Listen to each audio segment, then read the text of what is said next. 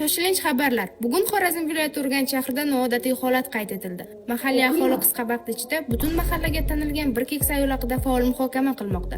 Guvohlarning so'zlariga ko'ra, ushbu buvi Almastroy nomli qurilish do'koniga o'g'irlik qilgan. Eng qizig'i, u katta do'kondan faqat bitta lampochkani olib ketgan. Shuningdek, ma'lum qilinishicha, uning nabirasi ham shu Palmastroy do'konida ishlagan. Uning aytishicha, oshxona uchun bitta lampochkani olmaslik deyarli imkonsiz bo'lgan. Mutaxassislar ta'kidlashicha, bunday holat juda kam uchraydi. Ayrimlar hatto uni hududdagi eng tajribali o'g'ri deb ham atashmoqda. Bundan tashqari, u bozorda ham kartoshka olib ketgani aytilmoqda. Hozirgi vaqtda vaziyat nazoratda. Biz bilan voqealar rivojlanib ko'ring. Agar kimdir ushbu buviga duch kelsa, darhol ichki ishlar organlariga murojaat qiling. O o'lgaymi? Ne dedi? Ne ucunlar akıyor ey.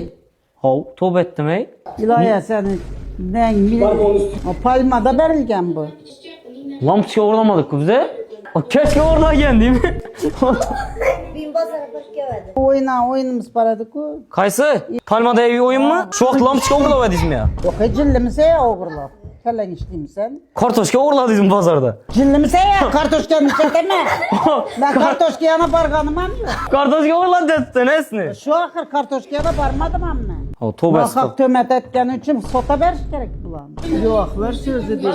Kim çıka düşmanlıktan çıka. Nakara o anukatı yok edi o vakta. Bize anı şuradan bir narsa alıp termizini alıp mınam alamız da bir dikku. Dubai'da resimlerim çıktı bir yere. Ben şurada kartoşken şundap durmağam.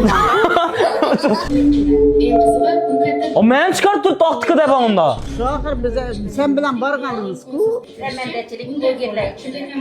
Sen de tizmen. Cılrakmısa ya bak karayıp var. Keşke o'g'irlab ne oldu bozorda? Sen уже işleyen sen mi?